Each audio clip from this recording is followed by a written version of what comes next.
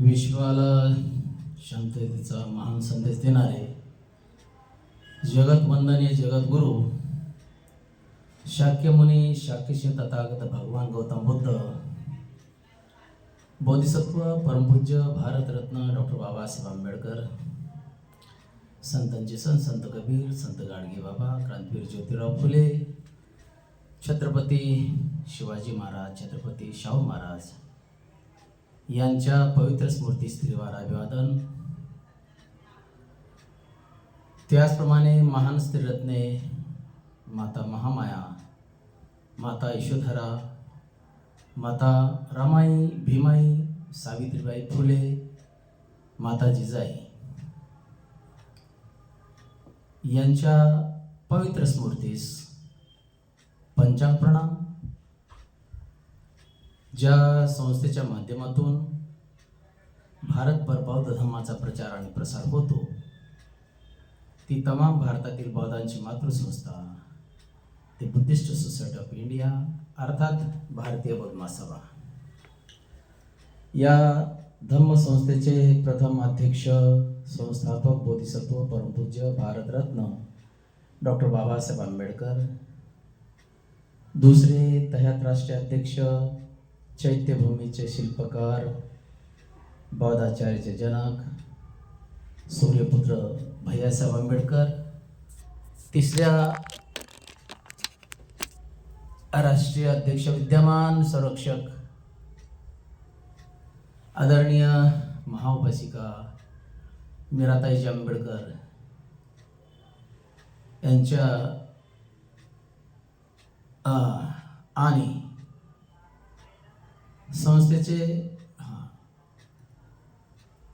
संस्थेचे कार्याध्यक्ष आणि समता सैनिक दलाचे राष्ट्रीय अध्यक्ष डॉक्टर भीमराव साहेब आंबेडकर यांच्या धम्म प्रचार प्रसार कार्याला सविनय जयभीम करतो. आणि आज मी 26 जानेवारी म्हणजे 26 जानेवारीच्या निमित्ताने थोडंसं सांगणार आहे. संविधान आणि आपला जो तिरंगा ध्वज आहे त्याच्या संदर्भामध्ये आपल्या सर्वांना माहीत आहे, परंतु ज्यांना माहीत नाही त्यांच्यासाठी थोडासा प्रयत्न करत आहे. बंधू आणि बहिणींनो, मी भास्कर आरकडे बुद्धिस्ट सोसायटी ऑफ इंडियाचा बौद्धाचार्य, केंद्रीय शिक्षक आणि समता सैनिक दलाचा मेजर जनरल. बंधूंनो आणि भगिनींनो, आपल्या सर्वांना माहीत आहे की आपले उद्धार करते बोधिसत्व परमपूज्य डॉक्टर बाबासाहेब आंबेडकर यांनी 2 वर्ष 11 महिने 17 दिवस प्रकृती बरी नसताना सुद्धा या भारत देशाची घटना लिहिली, या देशाचे संविधान लिहून संविधान लिहून पूर्ण केले. आणि हे संविधान साधे सुधे नव्हते. बाबासाहेब आंबेडकरांनी जी घटना लिहिली ही घटना महान आहे, त्याला जगामध्ये तोड नाही, हे सगळे विद्वान सांगतात. कारण का की ही घटना इतर देशाच्या तुलनेमध्ये सर्वात मोठी घटना आहे. सर्वात मोठी घटना लिहून दिनांक 26 जानेवारी 1949 रोजी भारताचे जे तत्कालीन प्रधानमंत्री पंडित नेहरू आणि राष्ट्रपती राजेंद्र प्रसाद यांच्याकडे सुपूर्द केली. संविधान मसुद्यात प्रस्तावित अनुच्छेदांची संख्या 686 पर्यंत वाढली आणि आपल्या अंतिम रूपात संविधानाच्या मसुद्यात एकूण 395 अनुच्छेद आणि 8 अनुसूची प्रस्तावित आहेत. 8 अनुसूची प्रस्तावित आहेत आणि हे संविधान 19 नोव्हेंबर 1949 ला 19 नोव्हेंबर 1949 ला स्वीकृत झालेले आहे. म्हणजे 1949 रोजी स्वीकृत केलेले आहे व काही प्रावधानांना त्याच दिवशी अंमलात आणलेले आहे. त्याच दिवशी अंमलात आणले गेले. पण भारतीय संविधानाची संपूर्ण जी घटना आहे, भारतीय संविधानाची संपूर्ण अंमलबजावणी मात्र कायदेशीररित्या 26 जानेवारी 1950 पासून कार्यरत, म्हणजे 1950 पासून करण्यात आलेले आहे. त्या अगोदर 24 जानेवारी 1950 रोजी संविधान सभेचे सर्व सदस्य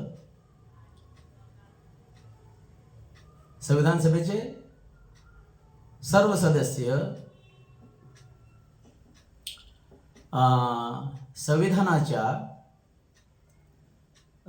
प्रांगणात भेटले व भारताच्या संविधानावर त्यांनी आपापल्या सह्या केल्या. आणि म्हणून हे फार मोठे काम डॉक्टर बाबासाहेब आंबेडकर यांनी केलेले आहे. इतर देशाच्या तुलनेत आपल्या घटनेत 395 कलमे आहेत. 395 कलमे आहेत. इतर देशांच्या तुलनेमध्ये आपली भारताची घटना मोठी आहे आणि महान आहे. आता अमेरिकेची घटना घ्या. त्या अमेरिकेच्या घटनेमध्ये किती कलम आहेत? तर फक्त 7 कलमे आहेत. फक्त 7. त्याचप्रमाणे कॅनडाच्या घटनेमध्ये 147 कलमे आहेत. कुठल्या? कॅनडाच्या घटनेमध्ये. ऑस्ट्रेलियाच्या घटनेमध्ये किती आहेत? 128 कलमे आहेत ऑस्ट्रेलियाच्या. आणि दक्षिण आफ्रिकेच्या घटनेत 153 एवढीच कलमे आहेत.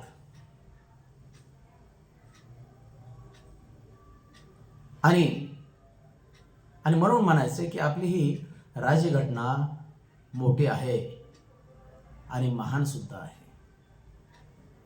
कारण ती अरेगेने लिहिलेली नाही, डॉक्टर बाबासाहेब आंबेडकरांनी लिहिलेली आहे. म्हणून आज प्रजासत्ताक दिनाच्या निमित्ताने आमचा राष्ट्रध्वज याचा सुद्धा उल्लेख झाला पाहिजे. आपला राष्ट्रध्वज तिरंगा याच्याविषयी आपण बोलूया. आमचा राष्ट्रीय ध्वज तिरंगा है ना, याची मूळ डिझाईन कोणी केली? तर मी असं ऐकलेलं आहे, मला वाटतं वाचलंय सुद्धा, की त्यांचे नाव आहे पिंगली व्यंकय्या. पिंगली व्यंकय्या. आणि जो धम्म 3 रंगाने बनलेला आहे, 3 रंगाने, ज्यामध्ये वरचा रंग जो आहे, वरचा रंग केशरी. मग केशरी रंग हा केशरीच का? तर त्याला ह्या 3 रंगाला अर्थ आहेत. केशरी रंग तो साहस, त्याग आणि बलिदानाचे प्रतीक आहे, जे आपल्या बौद्ध भिक्खूंच्या अंगावरचं चिवर ते देखील केसरीच आहे ना. आणि ते आपल्या संविधानाच्या ध्वजावर पहिल्या क्रमांकावर केसरी रंग आहे. हे लक्षात ठेवायचे की साहस, त्याग आणि बलिदानाचे प्रतीक आहे. आता मधला रंग जो आहे तो सफेद रंग, पांढरा. आपण ज्यावेळेस बुद्धविहारामध्ये जातो त्यावेळेस आपल्या महिला सफेद साडीवर जातात, आपले पुरुष सफेद कपडे परिधान करून जातात, है ना. हे सफेदच का? तिरंग्यावर जो मधला कलर आहे सफेद म्हणजे पांढरा, हे शांतीचं व खऱ्याचे म्हणजे काय, सत्याचे प्रतीक आहे. कशाचे प्रतीक आहे? खऱ्याचे, शांतीचे प्रतीक आहे, म्हणजे सत्याचे प्रतीक आहे, स्वच्छतेचे प्रतीक आहे, निर्मळतेचे प्रतीक आहे. बरोबर ना. आणि आता खालचा रंग कोणता रंग आहे? हिरवा. हा हिरवा रंग आजकाल हिरव्या रंगावरनं खूप वादळ उठलेला आहे, परंतु तो हिरवा रंग सुद्धा आपलाच आहे. जसा केसरी आहे, जसा पांढरा रंग आहे सफेद, तसाच हिरवा रंग सुद्धा तो आपला रंग आहे. कोणाचाही सातबारा त्याच्यावरती नाही. आणि म्हणून म्हणायचंय की हा जो हिरवा रंग आहे तो कशासाठी आहे? तर तो कशाचं प्रतीक आहे? समृद्धीचं. समृद्धी, शेती, जीवनाशी जुडलेला आहे. भरभराटीचा तो रंग आहे, हिरवा रंग. म्हणून हे 3 रंग हे राष्ट्रीय ध्वजावरती आहेत, तिरंग्यावरती आहेत. कोणीही त्याच्यावर व्यक्तिगत ताबा करू नये. आणि म्हणून हे रंग आपले आहेत, हे डोक्यात ठेवायचे. आणि मग त्या ध्वजाच्या मध्यभागी काय आहे? तर ते आहे अशोक चक्र. अशोक चक्र 24 आऱ्या असणारे गर्द निळ्या रंगाचे ते अशोक चक्र आहे. निळा रंग सुद्धा राष्ट्रीय रंग आहे ना, राष्ट्रीय ध्वजावर आहे ना. निळ्या रंगाचे जे धम्मचक्र आहे 24 आऱ्याचे असणारे, 24 आऱ्याचे गर्द निळ्या रंगाचे ते चक्र आहे. आणि हे आपल्याला सम्राट अशोकाच्या कार्याची ओळख सांगणारे आहे, त्यांची कारकीर्द सांगणारे आहे, त्यांच्या गौरवशाली आठवणी देणारे आहे, सांगणारे आहे. जेव्हा भारत देश जेव्हा भारत देश म्हणजे न्यायाच्या मार्गावर होता,